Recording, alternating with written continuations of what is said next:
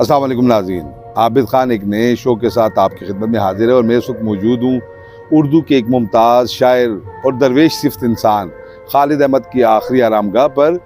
खालिद अहमद का ताल्लुक़ एक इल्मी घराने से था और मारूफ नावल निगार खतीजा मस्तूर और हाजरा मसरूर उनकी बहनें थीं।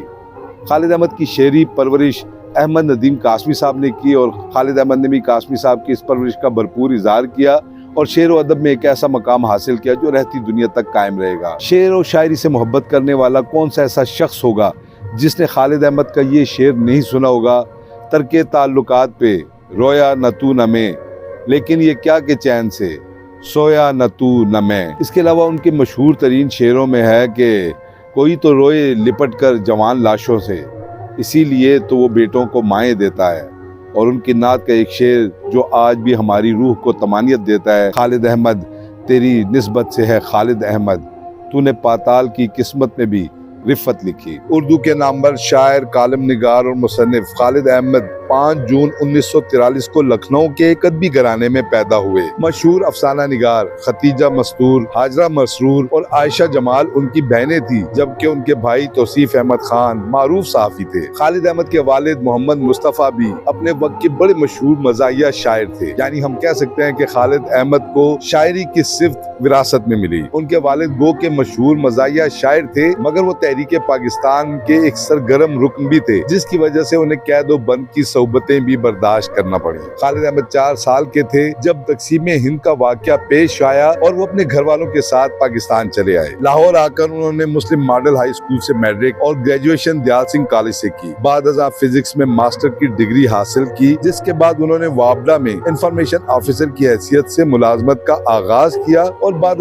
इसी महकमे से रिटायर हुए। खालिद अहमद की शायरी की 5 कुतब शाया हुई, जिनमें नातिया मजमुआ तशबीब के अलावा हथेलियों पे चिराग, पहली सदा परिंदे की, दराज पलकों के साए साए और नम गिरफ्ता शामिल हैं। इसके अलावा उनकी तसानीफ में एक मुट्ठी हवा, जदीद तर पाकिस्तानी अदब, लम्हा लम्हा और काजल घर भी शामिल हैं। खालिद अहमद ने मुतअद्दिद ड्रामे, रेडियो और टेलीविजन के लिए तहरीर किए। इसके अलावा वो मुतअद्दिद मकबूल नगमात के खालिक भी थे। खालिद अहमद की इल्मी और अदबी खिदमत पर उन्हें बेशुमार अवार्ड से नवाजा गया, उन्हें तमग़े हुस्ने कारकर्दगी से नवाजा गया। खालिद अहमद की इल्मी और अदबी खिदमत पर हुकूमत पाकिस्तान ने उन्हें तमग़े हुस्ने कारकर्दगी से नवाजा। इसके साथ साथ उन्हें मुख्तलिफ तंजीमों की जानिब से बेशुमार अवार्ड्स दिए गए। खालिद अहमद 19 मार्च 2013 को फेफड़ों के सरतान के बायस लाहौर में इंतकाल कर गए। खालिद अहमद को लाहौर के अदब का दरवाजा कहा जाता था। मुल्क के किसी भी शहर से आने वाला हर शायर सबसे पहले खालिद अहमद को ढूंढता था। शायरी की सारी गुलाम गर्दिशें इसी सदर दरवाजे से होकर गुजरती थी। नौजवानों के लिए वो एक चलती फिरती दर्सगाह थे। बातों बातों में जिंदगी गुजारने और शेर कहने का फन सिखा देने पर खालिद अहमद को मलिका हासिल था। खालिद अहमद अपनी वजह के आदमी थे, अपनी वजह के शायर थे और अपनी वजह के कालम निगार थे। वो इस तरह रहते जिस तरह रहना पसंद करते थे। देखने में वो एक लाओबाली और लापरवाह, मगर शेरी हसासियत उनके हाथ जितनी गहराई से मिलती है, बहुत ही कम शोरा के हाथ नजर आती है। खालिद अहमद के पास हैरत अंगेज तौर पर अल्फाज का वसी जखीरा था। वो हिंदी, संस्कृत, फारसी और अरबी अल्फाज को खूबसूरती से शेरी कालब में ढालते। ये हुनर मजीद अमजद के बाद फकत खालिद अहमद के पास ही नजर आता है। खालिद अहमद हमवक्त तख्लीकार थे। गजल,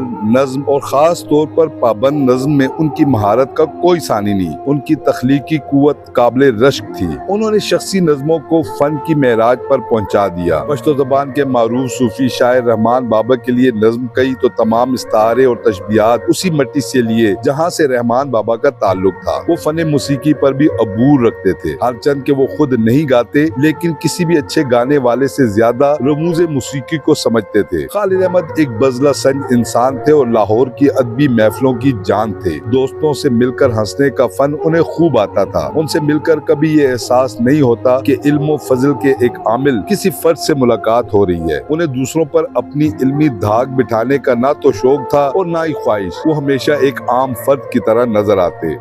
साल तक उनकी नशिस्त लक्ष्मी चौक लाहौर में मौजूद अल फजल होटल पर रही। ये नशिस्त आम तौर पर रात 9 बजे शुरू होती और रात के आखिरी पैर तक चलती। इसके अलावा पार्क टी हाउस और उसके बाद अदबी बैठक उनका मस्कन था। खालिद अहमद तकरीबन 22 साल तक माहनामा बयास की अशात करते रहे। एक ऐसा अदबी रिसाला है जिसने सैकड़ों शोरा की अदबी परवरिश की। खालिद अहमद ने हमेशा नौजवानों का हौसला बढ़ाने में फराग दिली का मुजाहरा किया। अगर किसी नौजवान में टैलेंट देखते तो हर मुमकिन तरीके से उसको बेहतर बनाने में अपना हिस्सा डालते, उसकी खुद एतमादी में इजाफा करते। हम ये कह सकते हैं कि खालिद अहमद एक तनावर दरख्त थे और आज कितने ही लिखने वाले इस छांव से महरूम हो गए। खालिद अहमद की नुमाइंदा गजल जो साल हर साल से दुखी दिलों की आवाज है, तरके ताल्लुकात पे रोया न तू न मैं, लेकिन ये क्या कि चैन से सोया न तू न मैं। इसके अलावा रंग कहते थे कहानी मेरी, किसकी खुशबू थी जवानी मेरी, कोई पाए तो मुझे क्या पाए, खोए रहना है निशानी मेरी। खालिद अहमद के मुतल्लिक कहा जाता है कि वो चाहते थे कि लोग उन्हें एक नात गो शायर के तौर पर याद रखें। यही वजह है कि साल हर साल तक उन्होंने शायरी करने के बावजूद अपनी किताब न छपवाई। उनकी ख्वाहिश थी कि उनका पहला मजमुआ नातिया होना चाहिए, लिहाजा सबसे पहले उनका नातिया मजमुआ तशबीब शाया हुआ और उसके बाद फिर दीगर किताबें। खालिद अहमद, अताउल्लाह कासमी और अमजद इस्लाम अमजद के हम ये कह सकते हैं कि लंगोटिया दोस्त थे